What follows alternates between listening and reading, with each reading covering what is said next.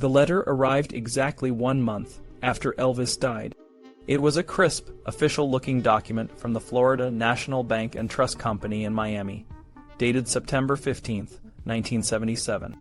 The bank was an old institution, established back in 1931, and its name alone gave the letter an air of legitimacy. But the contents were nothing short of astonishing. Carmen Montez, a woman known for her spiritual guidance and mysterious influence, had been named the beneficiary of a trust set up by an anonymous benefactor. The amount was staggering, $2 million. For a moment, Carmen's hands trembled as she read the words, $2 million. It was an unimaginable sum, especially for someone who had lived a life of frugal simplicity. But then, something caught her eye.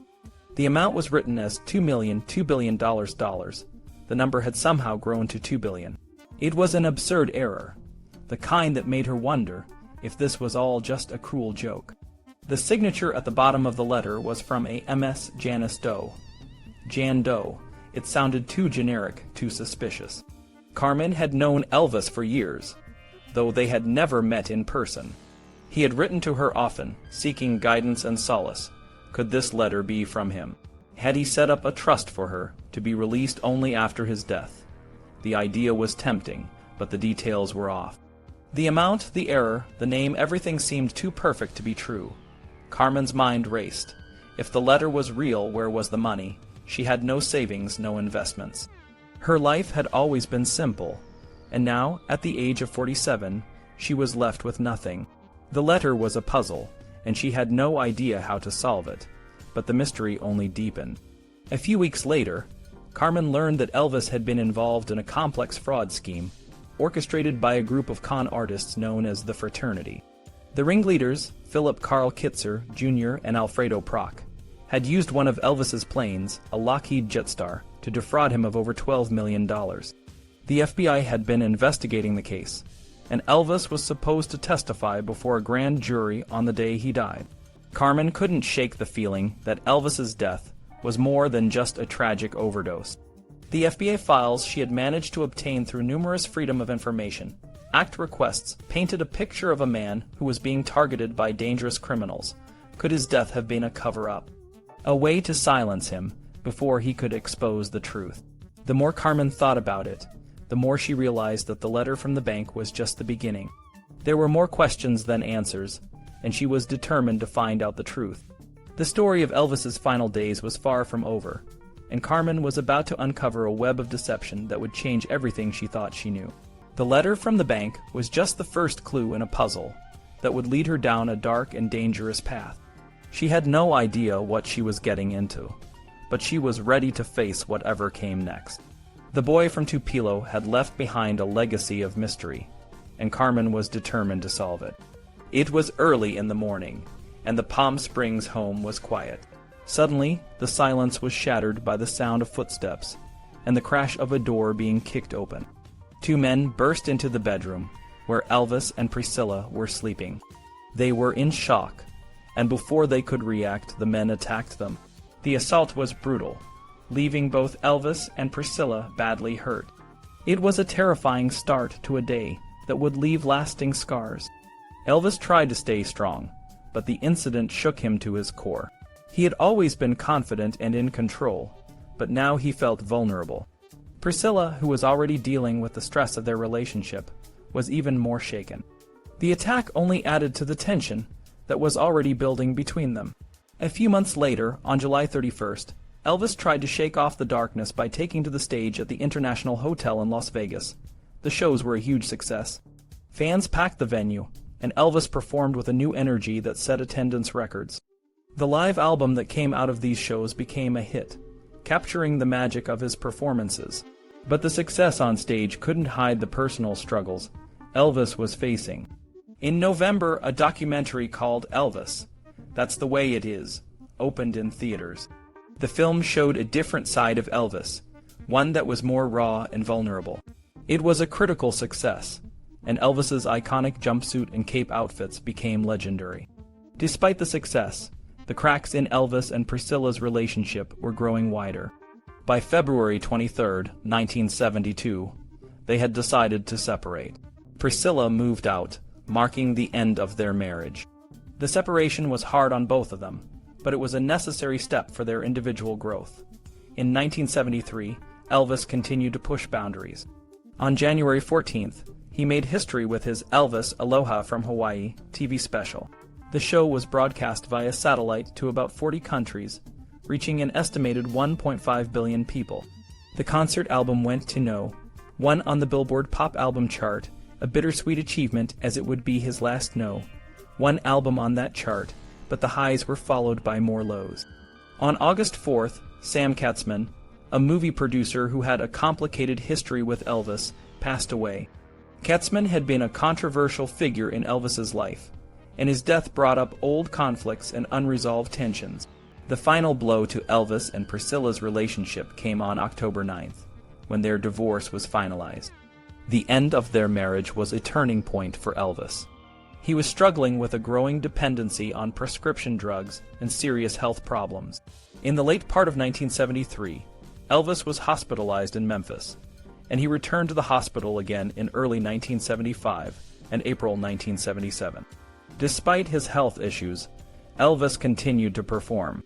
On June 26, 1977, he made his last concert appearance in Indianapolis. It was a bittersweet moment, a final farewell to the stage that had been his home for so many years. Tragically, just a month later, on August 16, 1977, Elvis was found on the floor of his bathroom at Graceland.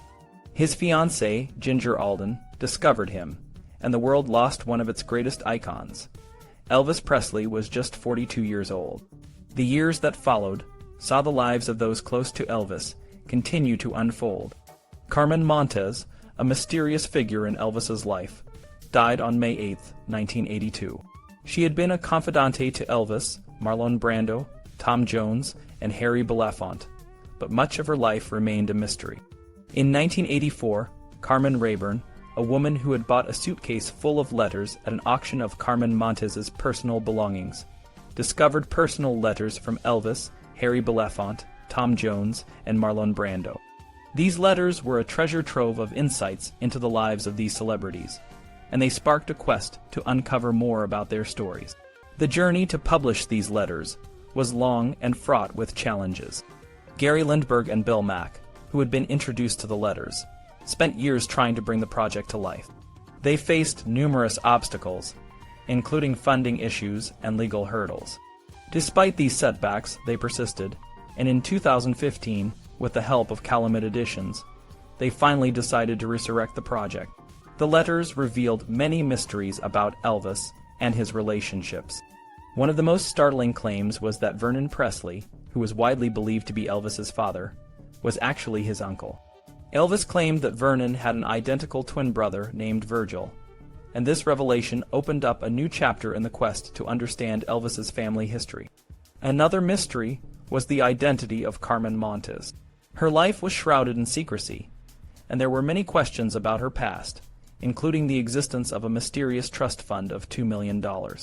The project team was eager to uncover more about her life, and the impact she had on the celebrities she befriended. The letters also shed light on a violent feud between Elvis and movie producer Sam Katzman.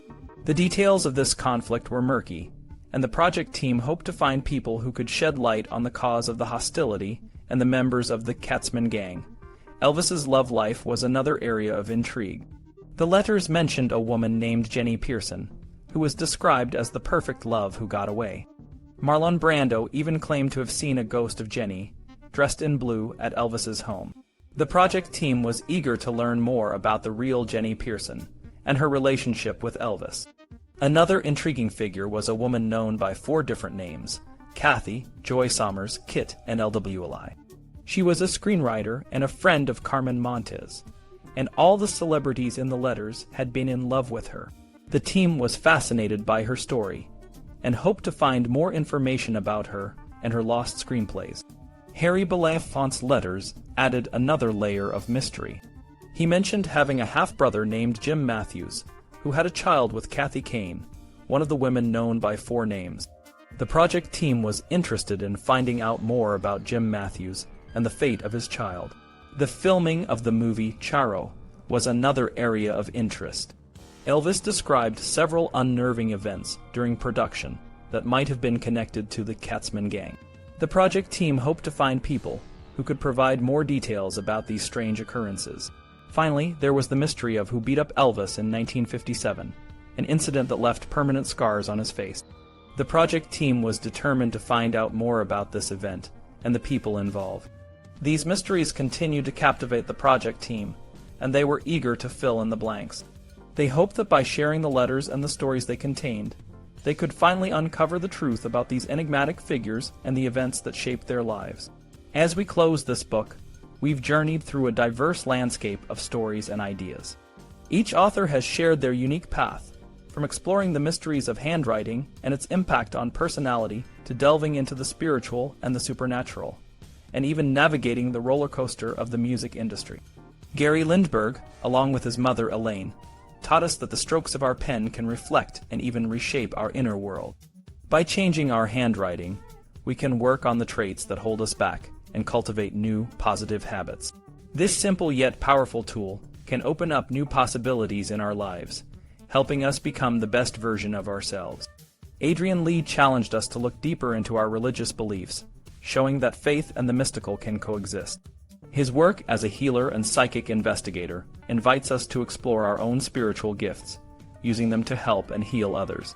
His message is clear.